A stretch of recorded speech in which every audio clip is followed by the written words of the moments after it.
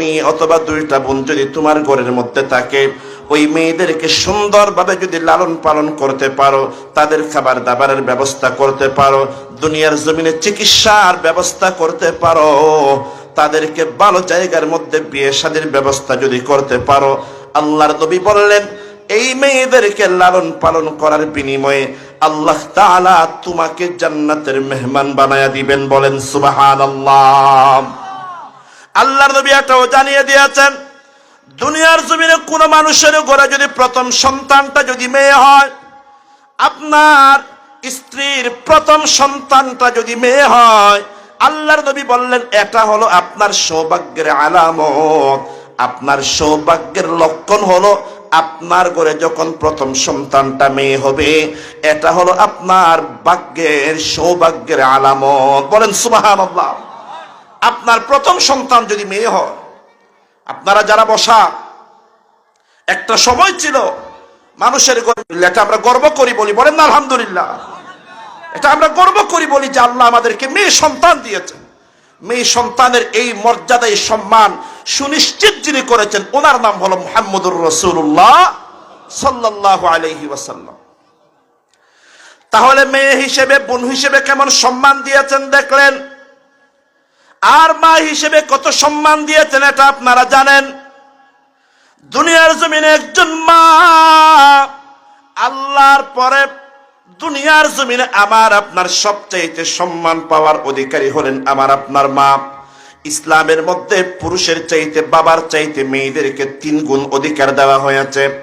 এক সাহাবী আল্লাহর নবীর দরবারে এসে বললেন, ইয়া রাসূলুল্লাহ, মান আহাক্কুন নাসি বিহুসনি সাহাবাতি ওয়া ফি রাওয়ায়াতিন বিহুসনি সাহাবাতি।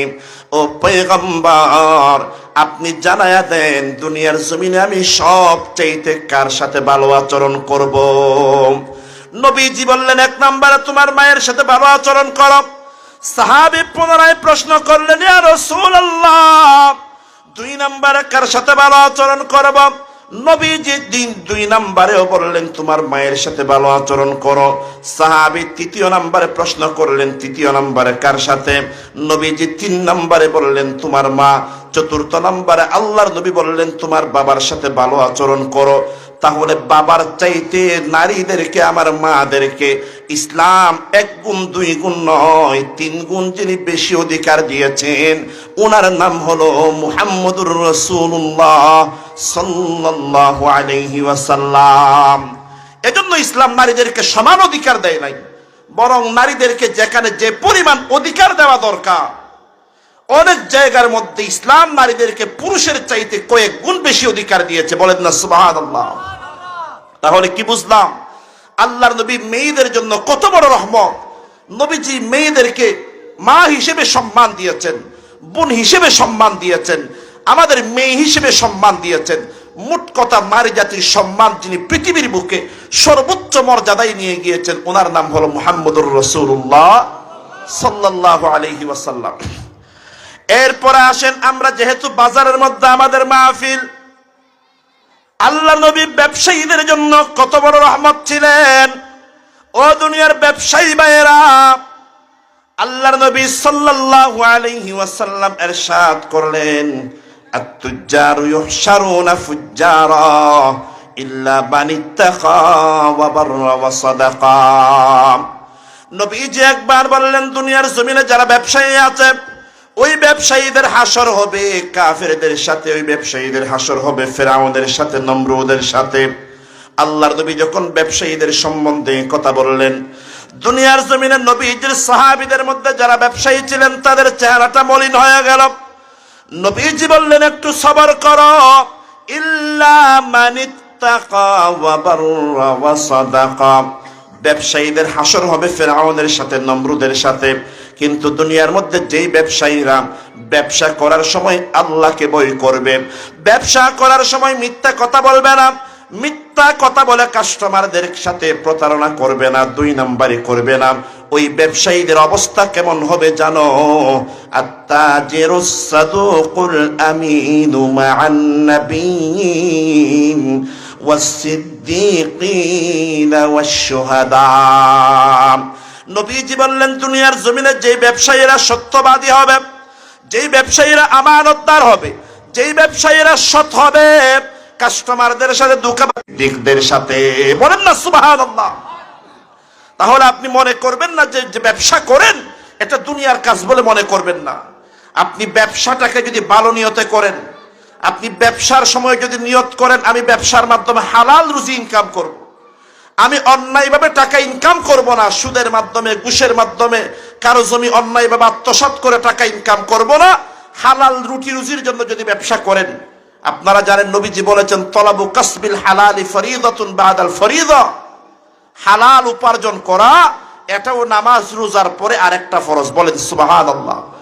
এজন্য আপনি যখন ব্যবসা করবেন হালাল রুটি তালাশ করার জন্য, নবীজি বললেন এটা দুনিয়ার কোনো কাজ থাকবে না, বরং এটা আখিরাতের কাজ হয়ে যাবে। বুঝা গেল আল্লাহর পয়গম্বর সারা দুনিয়ার ব্যবসায়ীদের জন্য রহমত ছিলেন। আবার আমরা যারা শ্রমিক আছি, কাজকর্ম করি, মানুষের বাড়িতে গিয়ে গিয়ে দিন মজুরি করি, রিক্সা চালাই, টমটম চালাই, দুনিয়ার মধ্যে পরিশ্রম করে যারা টাকা ইনকাম করে, যারা শ্রমিক আর দিন মজুর, শ্রমিকদের জন্য, দিন মজুরদের জন্য আল্লাহর নবী কত বড় রহমত ছিলেন। আজকে বাংলার জমিনে দেখা যায় প্রত্যেক দিন গাজীপুরের মধ্যে মিছিল হয়, শ্রমিকরা মিছিল করে, আন্দোলন করে, কারণ তারা মাসের পর মাস চাকরি করার পর মালিকরা তাদেরকে বেতন দেয় না, ঈদের সময় বোনাস দেয় না, বেতন দেয় না, তার জন্য তারা আন্দোলন করে। নবীজি বললেন না না, আতুল আজির আজরাহু ক্বাবলা ইয়াজিফা ইরকুহু। আল্লাহর নবী বললেন ও দুনিয়ার ঈমানদার, প্রকৃত মুসলমান যদি হতে চাও, তোমার ঘরে কোনো দিন মজুর যদি কাজকর্ম করার জন্য আসে, আল্লাহর বান্দা সকাল থেকে সন্ধ্যা পর্যন্ত তোমার বাড়িতে কাজ করেছে, সারাদিন আপনার বাড়িতে কাজকর্ম করেছে, দিন মজুরি করেছে, 1 মাস পর্যন্ত আপনার গার্মেন্টস এর মধ্যে চাকরি করেছে, আল্লাহর নবী বললেন আতুল আজিরা আজরা, ওই শ্রমিকের গাম শুকানোর পূর্বে ওই শ্রমিকের হক তুমি আদায় করে দাও। সুবহানাল্লাহ বলেন না। আল্লাহর নবী শুধু এটাই বলেছেন তা না, একজন মানুষ আল্লাহর নবীকে প্রশ্ন করলেন, ইয়া রাসূলুল্লাহ আইয়ুল কাসবি আতয়াব, দুনিয়ার জমিনে কোন ইনকামটা সবচেয়ে পবিত্র ইয়া রাসূলুল্লাহ, কোন ইনকামের মধ্যে আল্লাহ খুশি হয়ে যান? আল্লাহর পয়গম্বর বললেন আমালুর রাজুলি বিয়াদাইহি, দুনিয়ার জমিনে মানুষ তার হাতের মাধ্যমে যে টাকা ইনকাম করে, হাতের মাধ্যমে পরিশ্রম করে যে টাকা ইনকাম করে, ওই ইনকাম আল্লাহর কাছে বড় প্রিয়। 2 নাম্বার হলো ওয়া কুল্লু বাইইন মাবরুর, প্রত্যেক সৎ ব্যবসায়ী যারা আছে তারাও আল্লাহর কাছে বড় প্রিয়, বলেন না সুবহানাল্লাহ। সবাই একটু মোহাব্বত নিয়ে জিকির করি লা ইলাহা। আপনাদের রুমা উপজেলায় জিকির বড় আওয়াজ দিয়ে করা কবিরা গুনাহ, সগীরা গুনাহ। রাস্তার মধ্যে কি প্রশাসনের বাইরে দাঁড়ায় আছেন, আপনাদের জিকিরের আওয়াজ তাদের কানে গেলে আপনাদের গ্রেফতার করবে? একটু আওয়াজ দিয়ে বলেন না, মুসলমানের জিকিরের আওয়াজ ছোট হবে না বড় হবে? চিল্লায়া বলেন, মুসলমানরা কি শিয়ালের জাতি না সিংহের জাতি? যতদিন পর্যন্ত মুসলমানদের ঈমানের আওয়াজ বড় ছিল, জিকিরের আওয়াজ বড় ছিল, দুনিয়ার কোন বেঈমান মুসলমানের দিকে চোখ তুলে তাকানোর সাহস পাই না, ঠিক না? বড় করে বলেন। এজন্য মুসলমান আল্লাহর প্রেম ভালোবাসা নিয়ে, মোহাব্বত নিয়ে একটু জিকির করি লা ইলাহা।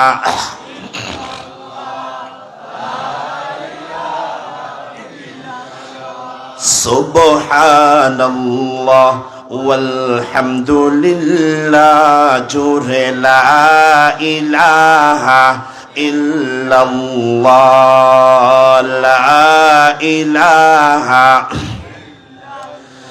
बता हमको तेरी राह किस तरफ है, तेरी राह पर चला हमको खुदाया, बुजुर्गी की नहीं हमको जरूरत, गुलाम अपना बना हमको खुदाया, ला इलाहा ইল্লাল্লাহ, জোরে লা ইলাহা। হাজার মে शजर में तेरे रंग बू है, जिधर देखो हो इधर तो ही तू है। ला इल्लल्लाह, जुरे ला इलाहा, ला ইলাহা ইল্লাল্লাহু মুহাম্মাদুর রাসূলুল্লাহ। মুহাব্বত নিয়ে বলি সাল্লাল্লাহু আলাইহি ওয়াসাল্লাম। রাত গভীর হওয়ার কারণে আমাদের অনেকের ভিতর অলসতা চলে আসতেছে। একবার জবান খুলে একবার নারায়ে তাকবীর দেন দেখি। নারায়ে তাকবীর, আরো বড় আওয়াজ দিয়ে বলেন না নারায়ে তাকবীর। আল্লাহ আমাদের সকলের কষ্ট করে বসাকে কবুল করেন। জবান খুলে বলেন আমিন।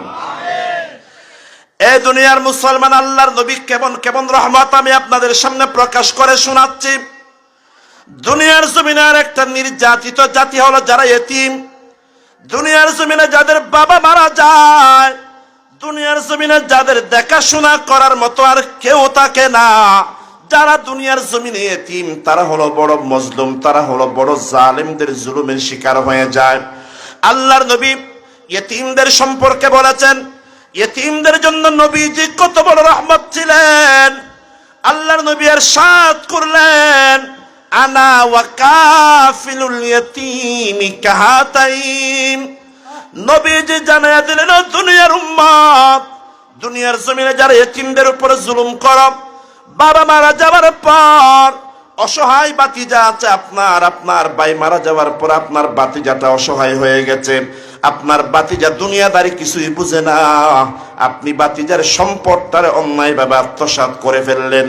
আপনি আপনার বাতিজার সম্পদটারে অন্যায়ভাবে নিজের নামে লিখে নিলেন। আল্লাহ বললেন, ও দুনিয়ার ঈমানদার, ইন্নাল্লাযীনা يأكلون أموال اليتامى ظلما إنما يأكلون في بطونهم نارا وسيصلون سعيرا। আমি আপনাদেরকে প্রশ্ন করি, এই যে এখানে পাশে যে বিরিয়ানি রান্না করা হচ্ছে, তার মধ্যে যে আগুন দিয়ে রান্না করা হচ্ছে, আমি যদি আপনার হাতে একটা আগুন ধরায়া দিই, বলি আগুনটা আপনি খেয়ে ফেলেন, দুনিয়ার সাধারণ আগুন খাবার কোনো ক্ষমতা আমাদের ভিতরে আছে নাকি ভাই? আর আল্লাহ তাআলা সূরা নিসার মধ্যে বলেছেন, দুনিয়ার জমিনে যারা অন্যায়ভাবে ইতিমের সম্পদ আত্মসাৎ করে, এরা আসলে সম্পদ খায় না, বরং ইয়াকুলুনা ফি বুতুনিহিম নারা, এরা যেন তাদের পেটের ভিতরে জাহান্নামের আগুন খাচ্ছে। আল্লাহ বললেন, এরা অতি সত্বর জাহান্নামের বাসিন্দা হয়ে যাবে। বলেন নাউযুবিল্লাহ। এজন্য আল্লাহর নবী ইতিমের জন্য কত বড় রহমত ছিলেন। নবীজি জানায়া দিলেন, উম্মত, দুনিয়ার জমিনে যদি তুমি কোনো ইতিমের দায়িত্ব পালন করো, বাবা মারা যাওয়ার পর ওই সন্তানের মাথার উপর থেকে যখন অভিভাবকের ছায়াটা চলে যায়, আপনি যদি এমন একজন ইতিমের অভিভাবকত্বের দায়িত্ব যদি পালন করেন, নবী বললেন, ও আমার উম্মত, কাল কিয়ামতের দিন জান্নাতে যাওয়ার পর আমি এবং ইতিমের অভিভাবক যে আছে, উভয়জন জান্নাতের মধ্যে দুই আঙ্গুল যেমন পাশাপাশি থাকে, আমি এবং ইতিমের অভিভাবকটাও জান্নাতের মধ্যে এমন পাশাপাশি থাকবো। বলেন না সুবহানাল্লাহ। এজন্য আল্লাহর নবী ইতিমের জন্য কত বড় অভিভাবক ছিলেন দেখেন। নবীজি বললেন, ও দুনিয়ার উম্মত, কোন ইতিম যখন তুমি দেখবা, ইতিমকে সাহায্য করার সামর্থ্য যদি তোমার না থাকে বান্দা, ইতিমের মাথার উপর একটা হাতটা বুলাইয়া দিবা, হাতটা বুলাইয়া দিবেন, ইতিমের জন্য একটা দোয়া করবেন। ওই ইতিমের মাথার উপর হাত বুলিয়ে দেওয়ার কারণে আপনার আমলনামার মধ্যে হাজার হাজার সওয়াব আল্লাহ লিখে দিবেন। বলেন সুবহানাল্লাহ। এই জন্য দুনিয়ার মুসলমান, আল্লাহর নবী ইতিমের জন্য কত বড় রহমত ছিলেন দেখেন। ও দুনিয়ার ইমানদার, নবীজি শুধু মানুষদের জন্য রহমত ছিলেন তা না, বরং আল্লাহর নবী পশু পাখিদের জন্য রহমত ছিলেন। আল্লাহর নবী একবার ঘটনা বর্ণনা করেছেন, বনি ইসরাইলের মধ্যে এক বড় দিনদার মহিলা ছিল, বড় পরহেজগার মহিলা ছিল। ওই মহিলা একবার একটা বিড়ালকে এমন ভাবে বন্দি করে রাখছে, ওই বিড়ালটাকে বন্দি করে রাখার পরে ভাত দেয় নাই, পানি দেয় নাই। পানি না দেওয়ার পর ওই বিড়ালটা পিপাসার্ত হয়ে মারা গেল।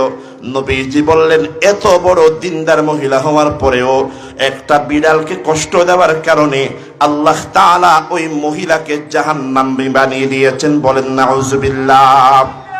আল্লাহর নবী একবার চলে যাচ্ছেন, যাওয়ার সময় দেখলেন একজন সাহাবী একটা পাখির ছানা, পাখির বাচ্চা ধরে নিয়ে আসছেন, বাচ্চা থেকে বাছুরকে ধরে নিয়ে আসছেন। আল্লাহর নবী দেখলেন, চিন্তা করে দেখেন, পাখির ছানা যখন আপনি ধরে নিয়ে আসবেন, পিছনে মাটা কেমন পাগল হয়ে যাবে। আল্লাহর নবী তাকায়া দেখলেন একজন সাহাবী ওই পাখির ছানা ধরে আনার কারণে পিছনের দিকে মাটা এমন ভাবে চিৎকার করতেছে। আল্লাহর নবী ডাক দিয়ে বললেন, তুমি এমন কেন করলাম? তাড়াতাড়ি পাখির বাচ্চাটাকে মায়ের কাছে ফেরত দিয়ে আসো, তাড়াতাড়ি পাখির বাচ্চাটাকে মায়ের কুলে ফেরত দিয়ে আসো। চিন্তা করে দেখেন, যেই নবী একটা পাখির কষ্ট সহ্য করতে পারেন না, ওই নবী দুনিয়ার মানুষের জন্য কত বড় রহমত ছিলেন। বলেন সুবহানাল্লাহ। এর উমার মুসলমান, বড় আশ্চর্য ঘটনা শুনেন। আল্লাহর নবী শুধু মুসলমানদের জন্য রহমত ছিলেন তা না, বরং আল্লাহর নবীর জমানায় যারা অমুসলিম ছিল, যারা অমুসলিম ছিল, কাফের ছিল, অমুসলিমদের জন্য আল্লাহর নবী কত বড় রহমত ছিলেন দেখেন। আল্লাহর নবী 10তম হিজরিতে চাচা আবু তালেবের ইন্তেকালের পর, আম্মা জান খাদিজাতুল কুবরার ইন্তেকালের পর আল্লাহর নবী দ্বীনের দাওয়াত দেওয়ার জন্য তায়েফের ময়দানে গেলেন। ও দুনিয়ার মুসলমান, নবীজি তায়েফের ময়দানে যাওয়ার পর তায়েফের কিছু দুষ্ট ছেলেরা আল্লাহর নবীর উপর পাথর নিক্ষেপ করতে লাগলো, আল্লাহর নবীর শরীরটাকে রক্তাক্ত করে ফেললো। ওর উমার মুসলমান ভাইয়েরা, ওর উমার মুসলমান ভাইয়েরা, মা বোনেরা, খুব ভালো করে শুনেন, যে নবীর শরীরের উপর মশা মাছি বসা পর্যন্ত হারাম, ওই নবীর শরীরটা যখন রক্তাক্ত হয়ে গেল। আমি গত 2-1 বছর আগে তায়েফের ময়দানে গিয়েছিলাম। আল্লাহর নবী মনের মধ্যে ব্যথা পাওয়ার পর একটা পাহাড়ের সাথে হেলান দিয়ে যখন বসলেন, ওই দুষ্ট ছেলেরা, ওই বেয়াদব ছেলেরা পাহাড়ের উপর উঠে একটা পাথর আল্লাহর নবীর মাথার উপরে নিক্ষেপ করে আল্লাহর নবীকে চিরতরে দুনিয়ার জমিন থেকে বিদায় করে দিতে চাইলেন। পাথরটা উপর থেকে নিক্ষেপ করার পর ওই পাথরটাকে আল্লাহ তাআলা নিচে আসতে দেন নাই, ওই পাথরটাকে আল্লাহ তাআলা মাঝপথেই থামিয়ে দিয়েছেন। বলেন সুবহানাল্লাহ।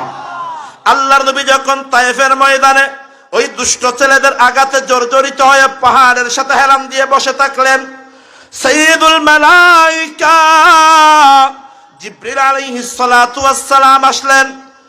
জিবরিল আসার পরে বললেন, ইয়া রাসূলুল্লাহ, আমি আপনার কাছে একজন মহান ফেরেশতা নিয়ে আসলাম। ইয়া রাসূলুল্লাহ, এই ফেরেশতা হলো ওই ফেরেশতা যাকে আল্লাহ তাআলা সারা দুনিয়ার পাহাড়গুলো কন্ট্রোল করার ক্ষমতা দিয়েছেন, যাকে আল্লাহ তাআলা সারা দুনিয়ার পাহাড়গুলোকে কন্ট্রোল করার ক্ষমতা দিয়েছেন। বান্দরবন থেকে আপনাদের এলাকার মধ্যে আসতে তো যে হাজার হাজার পাহাড় আছে, পুরা এলাকাটা পাহাড়ের উপর, সমুদ্র বলেন, পাহাড় বলেন, সবগুলো হলো আমাদের উপরে কার দান? বলেন না। আল্লাহ বলেছেন এগুলো আমি আল্লাহর দান। ও দুনিয়ার মুসলমান, পাহাড়ের দায়িত্বশীল ফেরেশতা নিয়ে জিবরিল আলাইহিস সালাতু ওয়াস সালাম আল্লাহর নবীর দরবারে আসার পরে বললেন, ইয়া রাসূলুল্লাহ, আল্লাহ তাআলা আপনার কাছে ফেরেশতা পাঠিয়ে দিয়েছেন। তায়েফের মানুষেরা আপনার সাথে এমন বেয়াদবি করেছে, আপনার শরীরটাকে এরা রক্তাক্ত করে ফেলেছে। ও পয়গম্বর, আপনি যদি একবার অনুমতি দেন, এই ফেরেশতা 2 পাহাড় কেমন ভাবে একটার সাথে আরেকটার ধাক্কা মারবে, তায়েফের সবগুলা মানুষ একসাথে মারা যাবে। নবীজির সামনে জিবরিল আলাইহিস সালাতু ওয়াস সালাম এই অফার দেওয়ার পর নবীজি ডাক দিয়ে বললেন, ও জিবরিল, আল্লাহ তাআলা আমাকে দুনিয়ার জমিনে দুনিয়ার মানুষের জন্য আযাব বানায়া পাঠান নাই, আল্লাহুম্মা হদি কওমি ফাইন্নাহুম লা ইয়ালামুন। আল্লাহ তায়েফের মানুষদেরকে আপনি হেদায়েত দান করে দিন, কারণ তারা আজকে না বুঝলে কি হবে, হয়তো কোনো না কোনো দিন তাদেরকেও হেদায়েত দিতে পারেন কে? এই দুনিয়ার মুসলমান নবীজি ও মুসলিমদের জন্য বদদুয়া করেন নাই, ও মুসলিমদের জন্য ছিলেন নবীজি রহমত। ওই দোয়ার বরকতে কি হয়েছে জানেন? তায়েফের মানুষদের জন্য বদদুয়া না করে তাদের জন্য যখন আল্লাহর নবী হেদায়েতের জন্য দোয়া করেছিলেন, আজকে আপনি তায়েফের ময়দানে যান, দেখবেন একটাও অমুসলিম নাই। সমস্ত অমুসলিমদেরকে ইসলাম কবুল করার তৌফিক দান করে দিয়েছেন কে? এজন্য দুনিয়ার মুসলমান আল্লাহর নবী হলেন সমগ্র দুনিয়ার জন্য রহমত। নবীজি সাল্লাল্লাহু আলাইহি ওয়াসাল্লাম আমার জন্য, আপনার জন্য, সকলের জন্য রহমত। মুসলমানদের জন্য যেমন রহমত, অমুসলিম ভাইদের জন্য রহমত। মুসলমানদের জন্য যেমন রহমত, আমাদের উপজাতি ভাইদের জন্য রহমত। সারা দুনিয়ার জন্য, কিয়ামত পর্যন্তের জন্য আল্লাহর জমিনে যত মানুষের আগমন ঘটবে, সমস্ত মানুষের জন্য আমার আপনার নবীকে রহমত বানিয়ে যিনি পাঠিয়েছেন, আওয়াজ দিয়ে বলেন তিনি হলেন কে? ওই রহমাতুল লিল আলামিন নবীজির জীবনী আমাদের আলোচনা করতে হবে, পড়তে হবে, অধ্যয়ন করতে হবে। আমরা যদি এগুলো বেশি বেশি অধ্যয়ন করি, আমাদের জীবনটাও সুন্দর হবে। ইহকালীন জীবনে আমাদের শান্তি আসবে, পরকালীন জীবনে ইনশাআল্লাহ আমরা চিরস্থায়ী মুক্তি পাবো, জান্নাতের মালিক হতে পারবো। বলেন সুবহানাল্লাহ। আল্লাহ তাআলা যেন আমাদের যুবক ভাইদেরকে আল্লাহর নবীর মতো, আল্লাহর নবীর আদর্শে আদর্শিত হওয়ার তৌফিক দান করেন। বলেন আমিন। আমি 1 মিনিট বলে শেষ করে দিচ্ছি। আল্লাহর নবী বিশেষ করে যুবকদের জন্য ছিলেন রহমত। একটা সমাজের জন্য, একটা সমাজ পরিবর্তনের জন্য সবচাইতে বড় মাধ্যম হলো আমাদের যুবক ভাইয়েরা। ঠিক না? বড় করে বলেন না? আপনারা তাকায়া দেখেন, গত 15-16 বছর ধরে আমরা যা পারি নাই, আমার আপনার সন্তানেরা, আমার আপনার ছাত্র ভাইয়েরা, কলিজার টুকরা ছাত্র ভাইয়েরা এমন যুগপৎ আন্দোলন সৃষ্টি করেছে।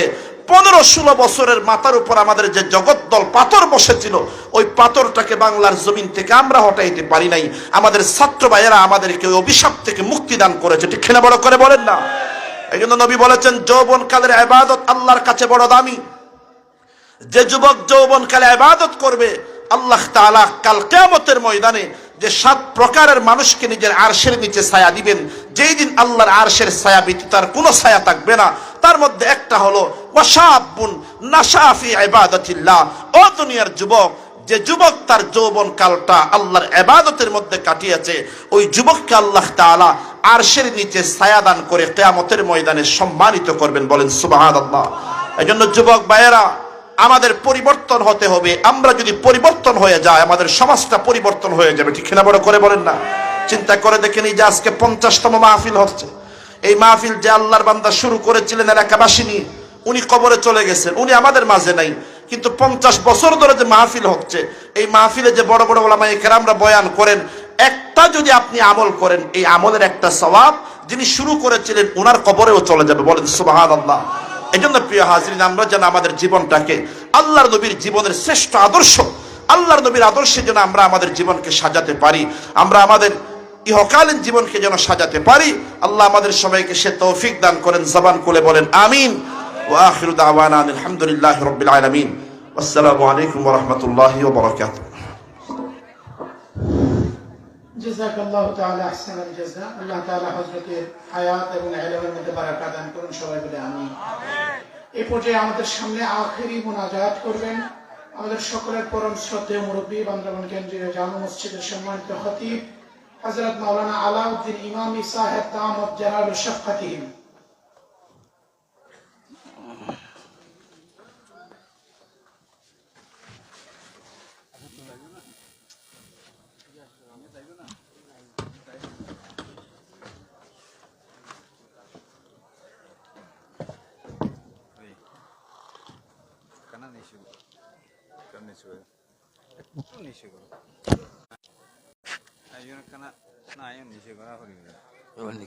নিচে করা যাবে না?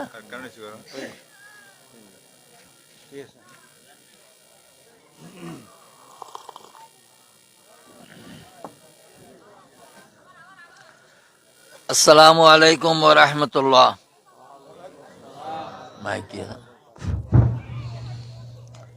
আসসালামু আলাইকুম ওয়া রাহমাতুল্লাহ। সামনে যারা আছেন, পর্দার আড়ালে বোনেরা মেয়েরা যারা আছেন, মঞ্চে উপবিষ্ট সম্মানিত সভাপতি, এলাকার দায়িত্বশীল ভাইয়েরা, আসুন আমরা সবাই কৃতজ্ঞ চিত্তে অন্তরের অন্তঃস্থল থেকে আল্লাহ শুকর আদায় করি। সবাই বলে আলহামদুলিল্লাহ। এখন দুইটা কাজ বাকি, একটা হলো প্যাকেট পাওয়া, একটা হলো মনোজাত করা। মনোজাতটাও প্যাকেট মার্খা, পাবো যে সেটাও প্যাকেট মার্খা। আর এখন এত করে তো ফ্যাটের জ্বালা শুরু হয়েছে। আমি কথা যত বলবো তত বিরক্তি বাড়বে, সেই জন্য কথা না। যত ওয়াজ আপনারা শুনেছেন, বিশেষ করে মাওলানা ডক্টর নিজামুদ্দিন সাহেব যে কথাগুলো বলেছেন, সেগুলো যদি ওয়াজ করে বলতে হয় একদিনে শেষ হবে না।